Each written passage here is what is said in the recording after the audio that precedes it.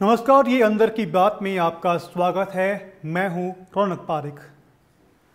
आज हम जिस मुद्दे पर बात करने वाले हैं वो मुद्दा है ERCP यानी कि ईस्टर्न राजस्थान केनाल प्रोजेक्ट। जब इस मुद्दे पर बात हुई है तब राजस्थान की पूर्व मुख्यमंत्री वसुंधरा राजे का धर्म संकट बढ़ा है। राजस्थान के मुख्यमंत्री अशोक गहलोत ने इस मुद्दे को लेकर बार बार इसका जिक्र किया है, तो वहीं पर केंद्रीय जल शक्ति मंत्री इस मुद्दे पर खामोश है। हम इन तीनों बिंदुओं पर आज चर्चा करेंगे, लेकिन उससे पहले आप ये जान लीजिए कि आखिर ये ERCP परियोजना है क्या। ERCP यानी कि ईस्टर्न राजस्थान केनाल प्रोजेक्ट, जितना बड़ा नाम है उतना बड़ा ये प्रोजेक्ट है। अलवर, दौसा, जयपुर, अजमेर, टोंक, सवाई माधोपुर, बूंदी, कोटा, बारा, झालावाड़, भरतपुर, धौलपुर और करौली के गांव ढाणियों में पानी पहुंचाने के सपने का नाम है यह परियोजना। यह प्रोजेक्ट राजस्थान की पूर्व मुख्यमंत्री वसुंधरा राजे के कार्यकाल में बनी थी। इसके जरिए इन 13 जिलों में पीने के पानी और 2 लाख हेक्टेयर क्षेत्र में सिंचाई के पानी की जरूरत पूरी होनी है। पूर्वी राजस्थान की इस परियोजना के जरिए राजस्थान के लगभग 24% हिस्से को कवर करने की योजना है, जिसका लाभ राज्य की 41.13% आबादी को मिलेगा। प्रोजेक्ट 3 चरणों और 7 साल में पूरा होना है। बजट की बात करें तो इसके लिए 40,000 करोड़ का बजट तय किया गया है। जाहिर है इतनी बड़ी राशि अकेले राज्य सरकार नहीं उठा सकती, इसलिए राज्य सरकार केंद्र सरकार को इसे राष्ट्रीय प्रोजेक्ट घोषित करने की मांग कर रही है। तो ये थी बात ईस्टर्न कैनाल क्या है और कितनी व्यापक योजना है। लेकिन जितनी बड़ी यह परियोजना है उतनी ही बड़े रूप में राजस्थान में इसकी सियासत उलझ रही है। सबसे पहले बात वसुंधरा राजे के धर्म संकट की। वसुंधरा राजे का ड्रीम प्रोजेक्ट पूर्वी राजस्थान केनाल प्रोजेक्ट रहा है। एक वक्त में खुद उन्होंने ही इसे इतना बड़ा बना दिया था कि PM मोदी ने खुले मंच से राजस्थान को इसकी सौगात का ऐलान किया था। भाइयों और बहनों, आपकी लोकप्रिय मुख्यमंत्री जी ने मुझे बताया है कि राजस्थान सरकार और भारतीय जनता पार्टी के विधायकों द्वारा एक मांग केंद्र सरकार के सामने रखी गई है। पार्वती, काली सिंह, चंबल लिंक परियोजना को राष्ट्रीय प्रोजेक्ट के तौर पर घोषित करें। मुझे जानकारी दी गई है कि इसकी विस्तृत प्रोजेक्ट रिपोर्ट जल संसाधन मंत्रालय को भेजी गई है और परियोजना की तकनीकी जांच का काम चल रहा है।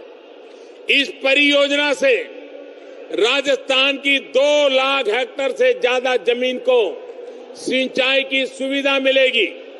इतना ही नहीं, इस परियोजना से जयपुर, अलवर, भरतपुर, सवाई माधोपुर, झालावाड़, कोटा, बूंदी ऐसे 13 जिलों में रहने वाली राजस्थान की 40% आबादी को पीने का पानी उपलब्ध होगा।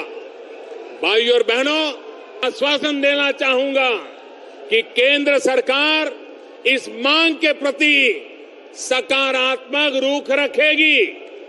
राजस्थान का विकास हो, यहां के किसान को पानी आसानी से मिले, लोगों को पीने के पानी मिले, इसके लिए पूरी संवेदनशीलता के साथ फैसला लिया जाएगा।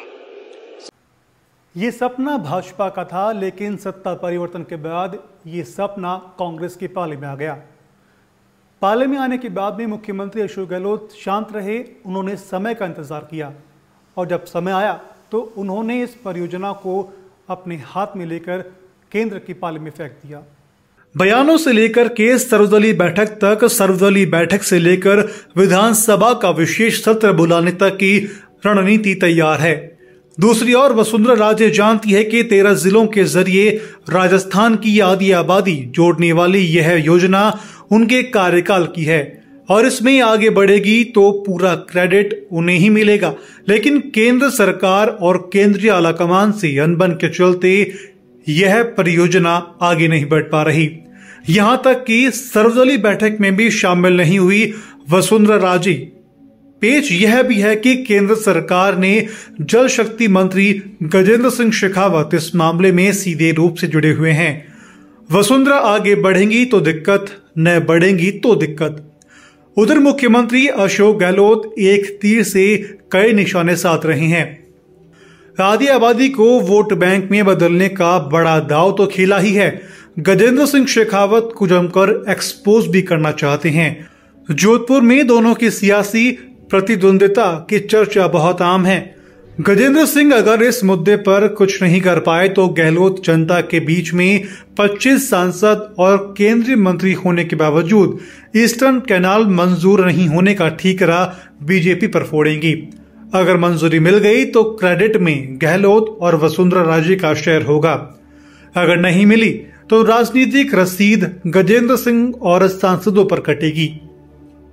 गजेंद्र सिंह इस बात को जानते हैं, इसलिए तकनीकी समस्याओं का जिक्र कर मामले को ठंडे बस्ते में रखना चाहते हैं।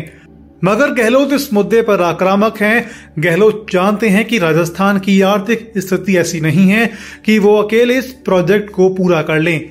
लेकिन केंद्र का सहयोग न मिलने पर भी इस योजना को अपने दम पर पूरा करने का वादा करते जा रहे हैं। उन्हें मालूम है कि ये लंबी परियोजना है, एक कार्यकाल में पूरी होनी नहीं है। ऐसे में वादों के जखीरे अगर वोट बैंक बढ़ा जाएं तो क्या दिक्कत है।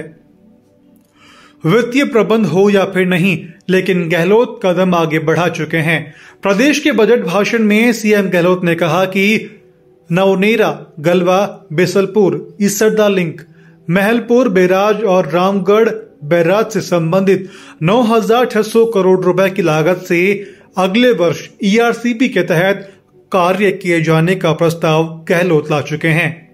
जब मैं दिल खोल के कह रहा हूँ, हम सब चल पड़ते हैं दिल्ली के अंदर। नेतृत्व तो आप कर लीजिए, हमें तो काम से मतलब है कि ये ईआरसीपी लागू होने चाहिए। योजना आपकी, दिमाग आपका, सोच आपकी, और बड़ा हम रहे हैं तो धन्यवाद करना चाहिए कि मतलब उसकी मील में निकालनी चाहिए। बता दीजिए आप।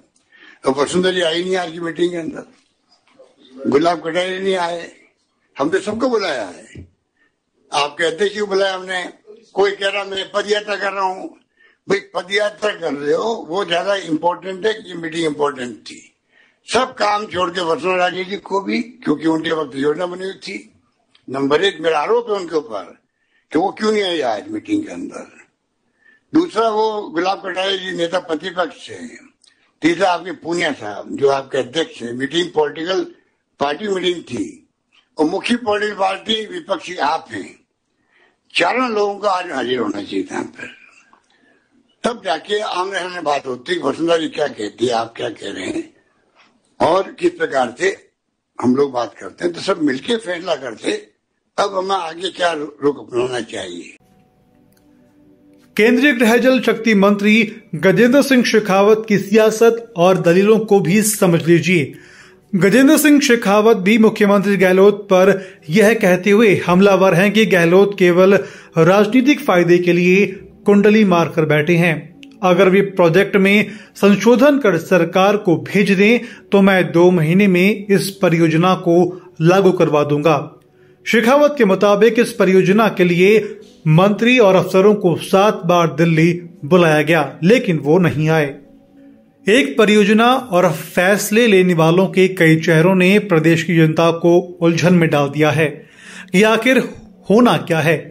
कहानी 13 जिलों में आने वाले 86 सीटों की है, जहां करीब 3.5 करोड़ यानी राजस्थान की आधी आबादी बसती है। वोट बैंक और जातिगत समीकरणों के हिसाब से ये वसुंधरा राजे, सचिन पायलट, किरोड़ी लाल मीणा समेत कई कद्दावर नेताओं का प्रभाव क्षेत्र है। इसमें सियासत की सेंधमार की कवायद लगातार जारी है। सवाल बहुत है, क्या इस परियोजना को राजस्थान सरकार पूरा करेगी या फिर ये परियोजना केंद्रीय परियोजना बन जाएगी? ये तो आने वाला वक्त बताएगा।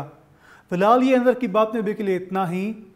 देश और दुनिया की तमाम बड़ी खबरों के लिए आप देखते रहिए पंजाब केसरी टीवी। सहयोगी विजेंद्र जायसवाल के साथ रौनक पारेख की रिपोर्ट। अगर आपको ये रिपोर्ट पसंद आई है तो वीडियो को लाइक करें, शेयर करें और सब्सक्राइब करें।